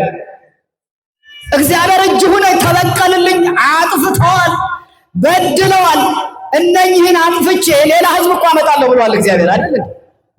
ቅጣት እኮ ነው እኛን ለመቅጣት እንጂ እግዚአብሔር የመጠበቅ ችግር የለበትም፣ የማስጠበቅ ችግር የለበትም፣ የመላእክት የጠባቂ እጥረት የለበትም። እግዚአብሔር አመስግኑት እስኪ። ምንም ችግር የለበትም። ችግሩ ወዲህ ነው። እነገሌ ናቸው፣ እነዚያ ናቸው፣ እነገሌ ይኖሩበታል፣ እነሱም ሳይኖሩበት አይቀሩም የሚለውን እንተውና ራሳችንም እኮ ችግር ውስጥ ነው ያለነው። መምህር አባ ገብረ ኪዳን የሚባሉት ታውቋቸዋላችሁ። ማያውቃቸው አማኝ የለም። ሰሞኑን አንድ ነገር ሲሉ ሰማሁ። እውነታቸውን ነው። ከውጪ መጥተው ቤተ ክርስቲያኒቱን እያፈረሷት ነው የሚለው ነገር አልቃወምም፣ ግን አልስማማም። ውስጣችን እኛ ፈርሰን የለ አሉ። ከኔ ጋር ናቸው። በዘረኝነት ፈርሰን የለ እንዴ? በጎጥ ፈርሰን የለ እንዴ? እኛ ተዋድነን በቡድን ኃጢአት እየሰራን አይደል እንዴ? ከቤተ እግዚአብሔር ስንወጣ ሌላ መልክ አይደል እንዴ ያለን? ግብረ አሕዛብን እየሰራን አይደል እንዴ? በዚህች ሀገር ሰማይ ስር እየተሽሎከለከ ሕግ ስለማይፈቅድ ህዝቡ ባህሉ ሃይማኖቱ ጠንካራ ስለሆነ ውስጥ ለውስጥ እየተሽሎከለከ ግብረ ሰዶም ይሰራስ የለም እንዴ? ወንድ ከወንድሳ የተላመደ ሴትና ሴትስ ተቃራኒ ሳይሆን ተመሳሳይ ጾታስ በውስጥ ለውስጥ ጋብቻ ሳይፈጽሙ ይቀራሉ ብላችሁ ታስባላችሁ? ታዲያ እንዲህ የሆነ በሰኔ ሰማዩ ባዶ ሆነ ዝናብ ጠፋ ቢባል ምን ይገርማል? ቤተ ክርስቲያን እንደሆነ ክርስቲያኖች እንዲሆኑ ቢባል ምንስ ያስደንቃል? ከዚህ በላይ ሳለመሆኑ የሆነ ሆኖ ግን እግዚአብሔር አምላክ ርኅሩኅ አባት ስለሆነ በደላችንን ኃጢአታችንን ቆጥሮና ሰፍሮ እግር በእግር እየተከታተለ የኃጢአት ደሞዝ ስለማይከፍለን እንጂ እኛ እኮ እንደኛማ ስራ ከአሕዛብ እኮ የምንተናነስበት ምንም ነገር የለንም እኮ። ከዚህ ወጥተን እኮ ከአሕዛብ ልምምድ ውስጥ እኮ ነው ያለን። ብዙ ነገር ውስጥ ገብተናል። አዲሱ ትውልድ እኮ ብዙ ነገር ውስጥ ገብቷል። አደንዝዘውናል እኮ ሰዎች። ቻይና የምትባለዋ የሩቅ ምስራቋ ሀያል ሀገር ቲክቶክ የሚባል ነገር ሰርታ እኮ ትውልዱን እኮ እየገደለችው ነው። ከኔ ጋር ናቸው። እነሱ ለሰከንድ ቁጭ ብሎ ቲክቶክ የሚያዩበት ሰዓት የላቸው። ፈጥረው ይህንን ነገር ፈብርከው አጭር ስለሆነች አሰልቺ እንዳትሆን አድርገው ማደንዘዣ ለአፍሪካ ወጣት ቁጭ ብለው በሱ ደንዝዞ ጸጉሩን እያፍተለተለ ብቻውን እየሳቀ እንዲውል አድርገውታል። እውነት ነው ውሸት? እነሱ ሀገር 7 ደቂቃ ኮምፒውተር ላይ ላፕቶፕ ላይ ሞባይል ላይ ቁጭ ብሎ ከተገኘ ከ7 ደቂቃ ካሳለፈ ወዲያውኑ ከስራው ይታገዳል። እኛሳ የለንም፣ ደንዝዘናል። መጥፎ ልምምድ ውስጥ ገብተናል። አሕዛብ ልምምድ ውስጥ ገብተናል። እንደዚሁም ሆኖ ግን መላእክትን መድቦ ደግሞ ይጠብቀናል፣ ያስጠብቀናል። አመስግኑት እስቲ እግዚአብሔርን እባካችሁ። አሕዛብ ልምምድ ግብረ አሕዛብ ሰርተው ነው ቤተ መቅደሱ የተቃጠለ። በየተራራው በየሽርኩላው የማምለሻ ጸዶችን ሰርተው ቤተ መቅደስ መሄዱን ትተው ወልደ ዘበኩር የተባሉት እስራኤላውያን የእግዚአብሔርን ሕግ ትተው በዙሪያቸው ያሉ አሕዛብን ስራ እየሰሩ ሲያስቸግሩት ቤተ መቅደሱም እንዲፈርስ እነሱም እንዲማረኩ አደረጋቸው። 70 ዘመን እንዲገዙ አደረጋቸው። እኛም ወደዚያው እየደረስን ነው። 50 አስቆጥረናል። ከኔ ጋር ናቸው። ስንት ዓመት ተቆጣ? 100 ዓመት ተቆጣ።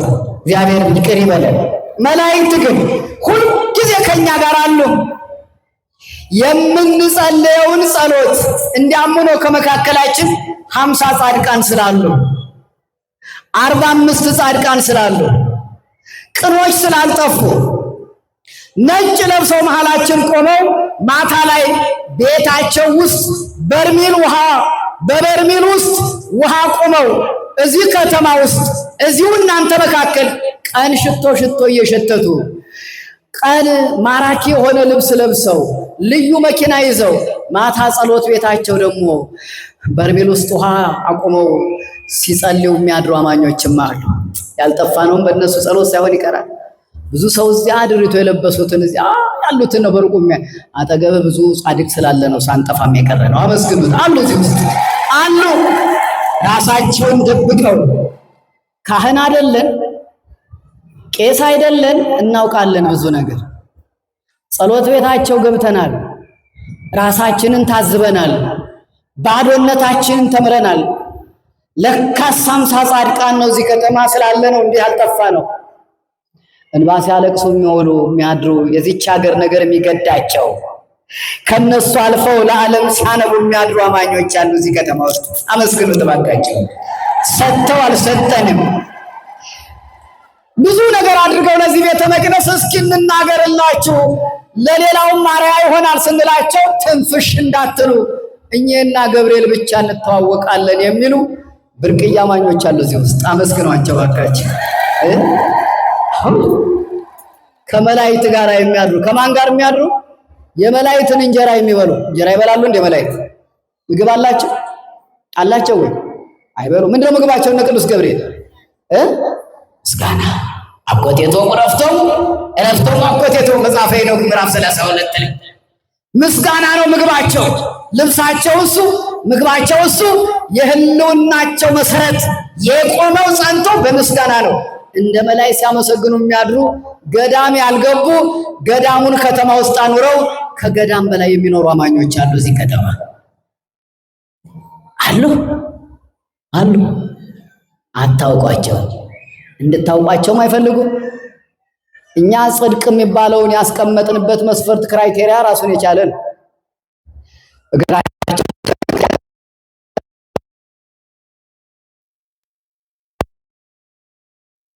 እነሱ ላይ ብቻ ነው እኛ ትዝ የሚለን። አጠገብህ ያላል ማታውቋቸው ሁለት አሉ። አንድ ጓደኛችን በዚሁ አጋጣሚ በሚዲያ ያየዋል። መምህር ነው፣ ታዋቂ መምህር ነው። ከሀገር ውስጥ እስከ ሀገር ውጭ እየሄደ ያገለግላል። ብታምኑም ባታምኑም 11 ጊዜ ሌቦች ሞባይል ወሰዱበት። ስንት ጊዜ? በ11ኛው ቀጥ ብሎ ዮሐንስ ያለችዋን ማርያም እሷን ላልቅስባት ውዳሴ ማርያም እየተረጎምኩ የእሷ አገልጋይ ሆኜ አሳልፋ እንዴት ነው የምትሰጠኝ? እንደ ጠባቂ መላክም ርቆኛል ማለት ነው። ብቻ የለው ለካ ቁም ያለሁ ለካስ መላኪ ነኝ አምላኪ አይደለሁም። እሷን እጄ ልጭሁባት ብሎ እዚሁ ከተማ ውስጥ ዮሐንስ ቤተክርስቲያን ያለችዋን ያፈረሰች ትንሽዬ ቤተ መቅደስ ነበር፣ የታውቋታላችሁ።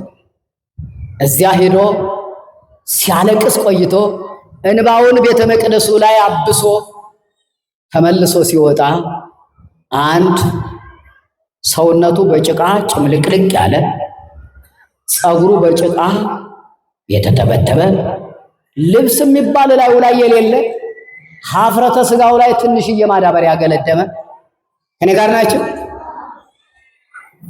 ሰው ተረግጦ የጣለውን ፌስታልና ቅጠለ በላዎች ጫት የሚያኝኩ ሰዎች ተጠቅመው የጣሉትን ቁርጥራጭ እንጨት ተሸክሞ በሰው መካከል ሄደ። ከኔ ጋር ናቸው። ዓለም አሁን ይሄንን ልብ ይለዋል። ሰዎች እንዲህ ስታዩ እብድ ነው፣ አእምሮ ነክ የታመመ ነው፣ ወይ ከአማኑኤል የመጣ ወይ ከጸበል የመጣ በድንጋይ ቢጭንብኝስ? እብድ ሲያይ ሰው ሲፈራ፣ ለካስ እብድ አይደሉም። የማን ወዳጆች ናቸው? እኛ እዚያ በረሃ ውስጥ ያሉ ገዳሞችን በሀበረ ሥላሴ ያለው ባህታዊ ነው ትዝ የሚለኝ። ለካስ አጠገቤ እንዲህ አይነትም አለ። ልክ እዚያ ጭቃውን ተለቅልቆ ምግብ የዞረበት አይመስልም፣ አፉ ደርቋል። እንዲህ ብቻውን እያወራ ሲሄድ ሰው እየሸሸው እሱ እየተራመደ ከሰው ጋር ና ቶሎ ድረስ እንደተባለ ሁሉ በፍጥነት ይራመዳል አለ። ልክ አጠገቤ ሲደርስ ሸሸሁኝ ፈርቻል። እኔ ጋር ናችሁ።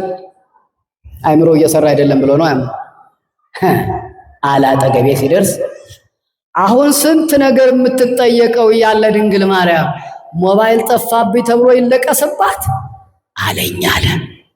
ይሰማል? አልሰማሁትም። እኔ አይኔን ነው እያየሁ ያለሁት፣ ከሷ ጋር ነው እያወራ ያለሁት ብሎኝ ሄደ። ከሄደ በኋላ እንዳልሰማሁት ሲያረጋግጥ በድጋሚ በሰዎች መካከል ሾልኮ ደግሞ መጣ። ድንግል ማርያም ስንት የምትጠየቀው ነገር እያለ ሞባይል ጠፋብኝ ተብሎ ይለቀስባት ሲል እኔን መሆኑ ትዝ አለኝ። ተከተልኩት። ለካስ መልእክቱ ከእግዚአብሔር ነው። ለካስ መልእክቱ ከድንግል ማርያም ነው። ሶስተኛ አንድ ነገር ይነግረኛል ብዬ ስከተለው ብዙ ሰው የሚበዛበት ቦታ ላይ ሲደርስ ወደ ቀኝ ሂድ፣ ወደ ግራ ሂድ፣ ጠፋብኝ። አጠገባችን አሉ ለካ ቅዱሳኑ። አመስግኑት እስቲ። አጠገባን እስቲ ክረምት ነው። ቤት ውስጥ ገብታችሁ ሹራብ ደራርባችሁ ብዙ ልብስ ለብሳችሁ አየሩ ተቀይሯል ብላችሁ ብዙ ልብሶችን ደራርባችሁ ነው ለክረምት የተዘጋጁ ልብሶቻችሁን አውጥታችሁ ትለብሳላችሁ። ሴቶች ረጅም የክረምት ጫማ ትጫማላችሁ። እነኚህ ሜዳ ላይ የወደቁት ግን አጠገባቸው የተኙት ጎረቤቶቻቸው ውሾች ናቸው፣ አቅፈዋቸው የሚያድሩ። የለበሱት ላስቲክ ነው። ከስር ጎርፍ ይሄዳል፣ ከላይ ዶፍ አለ። ያን ላስቲክ ለብሰው እዚህ ከተማ ውስጥ ውሻ ጋር እንደ ገብረ ክርስቶስ የሚተኙ አይታቸዋል? አላያቸው? አይታቸዋል? አላያቸው? አሉ አይደል? እንደኛ ሰው ናቸው አይደሉም? ታዲያ ሰው ተሆኑ እንዴት ነው ይሄንን ቆዳቸው እንዴት ተሸከሙ? የሚበሉት ምግብስ የተመጣጠነ ነው እንደኛ? ወደ ቤተ ክርስቲያን ስትመጡ ያደረውን የሻገተውን አለዛችሁላችሁ የመጣችሁ? ያንን በፌስታል የተጠረቃቀመ ትርፍራፊ ነው የሚበሉ። ደህና ልብስ የላቸውም፣ መኝታ የላቸውም፣ ኮብልስቶን ላይ ነው የተኙ። አጠገባቸው እጅግ ጠረኑ የሚያስቸግር ቱቦ አለ። ውሾች ነው የከበቧቸው። እንዴት ነው ተኝተው ሊነሱ የቻሉት? እንዴት ነው ጤና ጣቢያ ካርድ ሲዋጡ ማናያቸው? እንዴት ነው ታሞ ሆስፒታል የማይሄዱት? ማን ከነሱ ጋር ስላለ ነው? ልብ አላልንም፣ አላስተዋልንም፣ ተሸውደናል።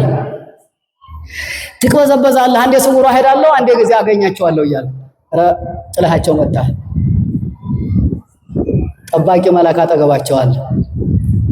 ድንጋዩን ምቹ አድርጎላቸዋል። የሻገተውን ምግብ ጣፋጭ አድርጎላቸዋል። ተመግበው ታይፎይድ እንዳይታመሙ ብርቱ ጥበቃ ይደረግላቸዋል። እንዲህ እኮ ነው ቅዱሳን የኖሩት። ገብረ ክርስቶስ ማለት እኮ እሱ እኮ ነው። ከሞቀ ቤተ መንግስቱ ወጥቶ ወርቅ ጫማ ይጫማ የነበረው የንጉስ ልጅ ልዑል ይባል የነበረው ወጥቶ እኮ ነው ከኔ ቢጤ ጋር ማደሪያውን ያደረገ። ገብረ ክርስቶስን እዩት። በእነሱ ጀርባ ከጫጉላ ቤት ወጥቶ ወርቅ አልጋ ላይ መተኛት እየቻለ ቁስጥንጥንያን ያሆኗን ቱርክ የሚመራው ንጉስ ልጅ ቡትቶ ለብሶ እኔ ቢጤ መካከል ነው ያለው። መላእክት ጋራ ነው እየተነጋገረ ያለው። ከማን ጋር? ከድንግል ማርያም ጋር ነው እያወራ ያለው። አመስግኑት እስቲ እግዚአብሔር። አያችሁ፣ ብዙ ተራምዳችኋቸው የመጣችኋቸው። እግዚአብሔር አንድ ተራራ ላይ ተገለጠ፣ መላእክቶቹ ዙሪያውን ከበውት ቆመዋል የሚል ዜና ግብፅ ውስጥ ተነገረ ነው።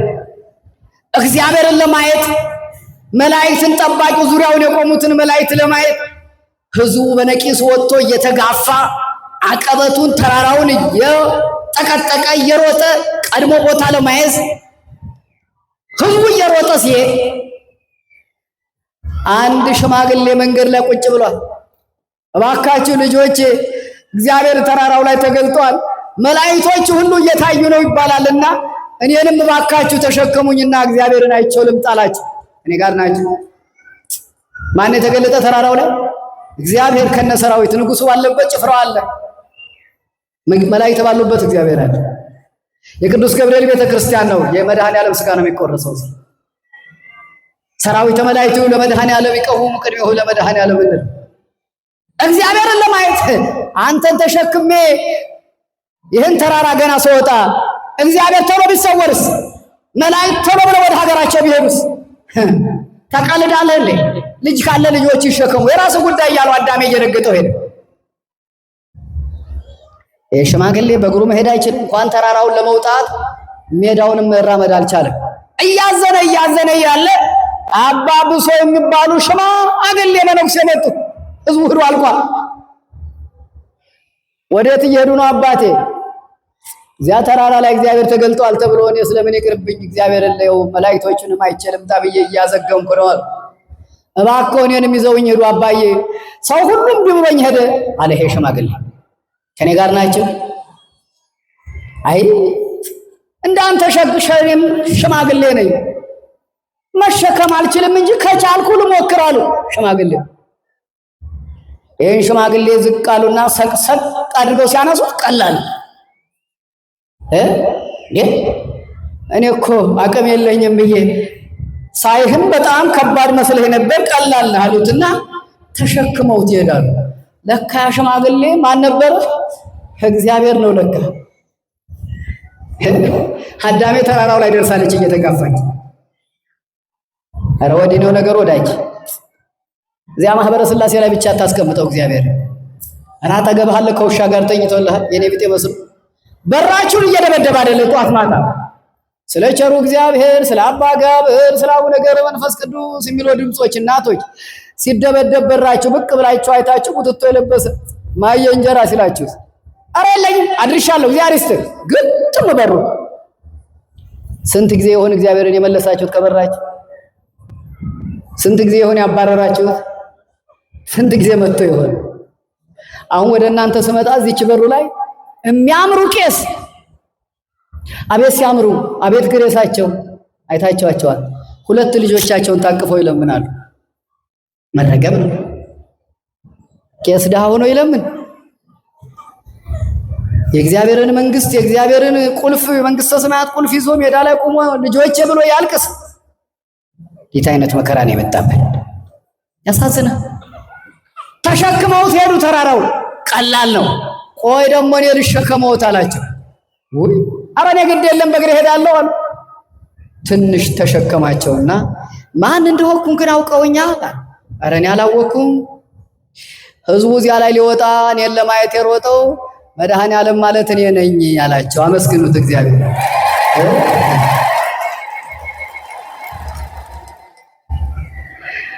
ቅዱስ ገብርኤልን ቁልቢ ብቻ ታስቀምጡት አለ እዚህ ብቻ አይደለም በጭቃ በጨፈቃ የተሰራቸው ገጠር ውስጥ ደሳሳ ጎጆ ውስጥም ገብርኤል አለ አንተ ጋም የቆመ መልአክ አለ የተናኩ ነኝ የተረሳሁ ነኝ አትበል እያስጠበቀህ ነው እግዚአብሔር መድቦልሃል ብቻ ጠቅለል አድርገው ትምህርቴንና ስንጠበቅ እንዴት ነው መጠበቅ ያለብን ሊቃውንቱ ሲያስተምሩን እባካችሁን አትራቆቱ ሰው የለም ብላችሁ ራቆታችሁን አትሁኑ ሰው የለም ብላችሁ ተርታ ነገር አልባሌ ነገር አትዩ አትከውኑ ይላል አጠገብህ የቆመ መልአክ አለ ክርስቲያን ልብስ የጸጋ ምክንያት የጸጋ ምሳሌ ስለሆነ ራቆቱን አይቀመጥም ቶሎ ልብሳችሁን ስትቀይሩ ቶሎ በቅጽበት ልበሱ አጠገባችሁ የቆመ እንግዳ አለ ማነው እሱ መልአኩ ቆሟል ማን ቆሟል ሽንት ቤት ስትቀመጡ እንደው ሰው አያየኝም ብላችሁ እንዲህ እያላችሁ ሰው የምታዩ ተውት ሰው እንዳንተ ሟች ነው እንዳንተ አፈር ነው አንተ ምሰራው ነው የሚሰራ እሱን ሳይሆን አጠገብህ የቆመው መልአክ ትዝ ይበል እሱ ብቻ አይደለም እግዚአብሔር በመሃል እጁ ላይ ነኝ ብለህም አስብ ማን እጁ ላይ ነኝ ማን እጁ ላይ ያለ ነው ጴጥሮስ የት ነው ያለ ሲባል እጁ ላይ ነኝ አለ እጁ ላይ እኮ ነው ያለ ነው ሲጀመር እግዚአብሔር መዳፍ ላይ ነን ሲቀጥል አጠገባችን እንግዳ አለ መልአክ ቆሟል ኃጢአት ልንሰራ መጥፎ ነገር ተርታ ነገር ልንሰራ ወስነን ተነጋግረን ጨርሰን ትዝ ማለት አለ ምን መልአክ እኮ አጠገብ ቆሟል እየታየው ነው በካሜራ እይታ ውስጥ ናችሁ የሚል ዘመናችን ሁሉም ቦታ አሁንማ ተውትና ሰው ቤት ድርጅቶቹ ትልልቅ ከፍ ያሉት ብቻ ሳይሆን ቤተክርስቲያንም እያስገባች አይቻለሁ እዚህ ከተማ ውስጥ አይቻለሁ አንድ ሁለት ቦታ ካሜራ ተሰቅሏል ከተማው በሙሉ በካሜራ ተጥለቅልቋል እና ሱቅ ገብታችሁ ጽሁፏ በካሜራ እይታ ውስጥ ናችሁ ሲባል ሰው ይደነግጣል ከኔ ጋር ናችሁ ተውት እሱን በማን እይታ ውስጥ ነው ያለነው በእግዚአብሔር እይታ ውስጥ ነው መልአክ አጠገባችን ቆሟል እሱን ነው ትዝ እንዲለን ሁሉ ጊዜ መስራት ያለብን ስትተኝ ይሄዳል ስትተኛ እሱ ይቆማል ድካም የለባቸውማ እኛ እንዝላለን እንደክማለን እንተኛለን እናርፋለን እነሱ ግን ይቆማል ሌሊት ስትንጠበቅ እኮ ነው የምናድረው ቤታችሁን ዘግታችሁ አጥሩ በር ተዘግቷል ከተንበር ይሉታል ሐረሮች አጥሩ ተዘግቷል እሱም አልበቃ ብሎ ደግሞ አንዳንድ ቤቶች ትንሽ የተሻሉ ሰዎች በኤሌክትሪክ በሳት ተለኩሷል ከደቡብ አፍሪካ የመጣች ውሻ ከጀርመን የመጣ ውሻ ደግሞ አለ እሱም አልበቃ ብሎ ማማ ላይ ቁጭ ብሎ ደግሞ ጥበቃ ወይወል ተተኛና እየተባለ የተቀመጠ ጥበቃል አቤት የሁሉ ጭንቀት እሱም አልበቃ ብሎ ኮሽ ባለ ቁጥር ምንድነው እያለ ደግሞ ሌሊት ደግሞ ሲባትት የሚያድርሰዋል በዚያ በጸዳ ቤት ውስጥ ሆናችሁ ግን የትም ቦታ ቤቱ ጸደት ያለ ልዩ ሆኖ ተሰርቶ በየት ገባች በየት ስር መጣች የማትባል አንዲት በራሷ ፓራሹት የምትበር ነፍስ አለ። ምንድን ነች? ሸረሪት ትባላለች። ምን ትባላለች? ዘበኛ ያቆማት፣ ውሻ ያያት፣ ካሜራ ያያት፣ ከጣራ ቀጥ ብላ በራሷ ትመጣለች። ፓራሹት አላት የራሷ። ሰው ሲተኛ አንዳንዱ አፉን ከፍቶ ነው የሚተኛው። አንዳንዱ ወደ ላይ ተኝቶ ራሱን የሚያገኘው ወደዚህ ዙሮ፣ አንዳንዱ ደግሞ ሲያኮርፍ ጌታዬ ጉድ እኮ ነው። ማነው የማይተኛ? ነፍስ አትተኛ። ስጋ ተውት ሄዷል። የሞቷ ዜማ ላይ ነው ያለው። መልአኩ እዚህ ቆሟል። እኛ የለንም። ነፍሳችን ደግሞ የሌለ ዓለም በእውናችን አይተነው የማናውቀውን ዓለም ስታይ ነው የምታድረው። ስትፈልግ ሰማይ ዛን ትወጣለች። አይቸው ሰምቸው ማላቀ ነገር ሳይ ነው ያደርኩ አቤት እንላለን። እንቅልፍ የላትም አሰብ። ያቺ ነፍስ ግን ቀጥ ብላ መታፋችን ውስጥ መግባት ትችል ነበር? አትችልም። ማን ሲጠብቀን አደረ? አቤት እግዚአብሔር። ማን ልኮ? መልአኩን መድቦ። ዕለት እኪትም ይባላል። ያቺ ቀን አረሳትም። እኔ እኮ ከሞት አፋፍ ነው የመጣሁኝ። እኔ እኮ ታሪኩኝ ነበር አልቆልኝ ነበር እኮ የምንላቸው ያለፍናቸው የሞት ቀኖች የሉ አሉ። ማን አሳለፈን? እግዚአብሔር። ማንን አቁሞ? መልአኩን አቁሞ አስመለጠን። አመስግኑት እስቲ እግዚአብሔር። እየተጠበቅን ያለው መልአኩን ታዲያ አታስመርሩት። የትምህርት የመጨረሻ ነው። ምን አትበሉት? አታስመርሩት።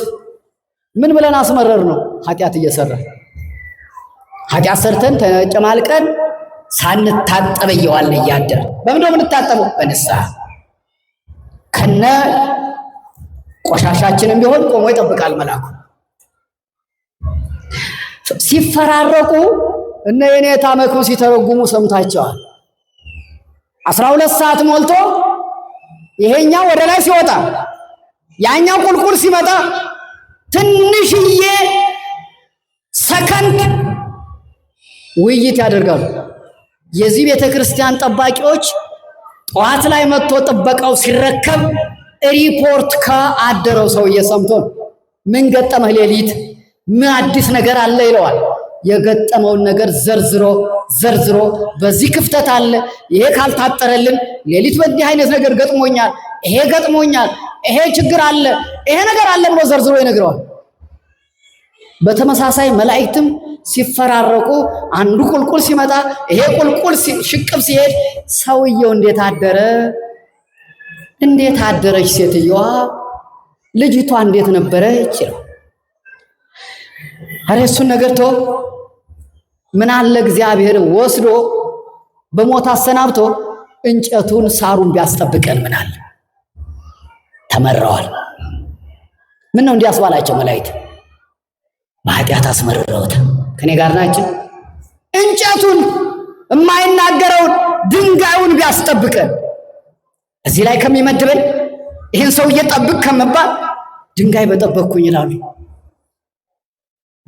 ምን አለ ቢወስደው ቢበቃውስ እዚህ ጋር ቢቆም የሰውየው ታሪክ ይባባላል። ተተመረሩ። በምንድን ነው የተመረሩ? በበደል በኃጢአት። እሱን አስወግዶ ምን አለ ሌላ ቢያስጠብቀን ይባባላሉ። የሆነ ሆኖ ይመጣሉ። እንዲያ የተመረሩበትን ሰውዬ ግን የሚጠብቁት እንደ ድሮው ተጠግተው ሳይሆን ሩቁ ነው። 40 ክንድ ቆመው ነው የሚጠብቁ።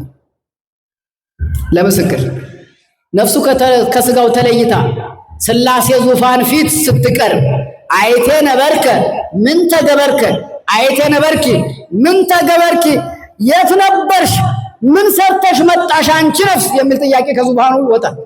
ከችሎት ምን ይሆን የምናቀርበው? ያኔ ኢንጂነር ነበርኩኝ፣ ዶክተር ነበርኩኝ፣ ህዝብ ሳክም ነው የኖርኩኝ፣ ዓለም ላይ ያለውን ዕውቀት መዘርዘር ማስተርስ ፒኤችዲ ነበረኝ፣ የሁሉ ነገር ይቀራል። ይሄ ዕውቀት እዚያ ላይ ሄዶ ለእግዚአብሔር ምስክር መሆን ይችላል? አይሆንም። ኧረ ህዝብ ሳገለግል ነው የኖርኩኝ። ጥሩ ነው ማገልገል፣ ግን የእምነቱ ጉዳይስ የእግዚአብሔር የሕገ እግዚአብሔርስ ጉዳይ ሃይማኖት ከምግባር ምግባር ከሃይማኖት አስተባብረ ይዘህ ነው የኖርከው።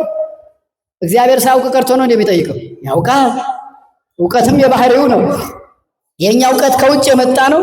አንደኛ አዋቂ አእምሮ አለን፣ ሲቀጥል በትምህርት እናዳብረዋለን። እግዚአብሔር ግን የሁሉ የለውም። እውቀት የባህሪው የሆነ እግዚአብሔር ይጠይቃል፣ እንደማያውቅ ይጠይቃል። መላእክቶች ጠጋ ይላሉ ስሉ ዙፋኑ ስር እግዚአብሔር ሆይ ይህችን ነፍስ ጠብቁ ብለህ ከሰጠህን ሰዓት ጀምሮ መልካም ስራ ስትሰራ አላየናትም ብለው መስክረው ምግብናቸውን ያጠናቅቃል። ወደ ሲኦል መሄድ ይመጣል። ከዚህ ሰውረን፣ ከዚህ ሰውረን። መልካም ሰዎች ከሆንሳ እንዴት ዋለ ሰውየው፣ እንዴት ዋለች ሴትየዋ? ሪፖርት ይቀራረባል። አንደበቱ ከጸሎት እጁ ከምጽዋት ከመልካም ስራ ሳይለይ ዋለ። እድሜውን ያርዝምልን እያሉ ይመኛሉ። ደስ ብሏቸው ቀርበው ይጠብቋቸዋል፣ ይጠብቁናል።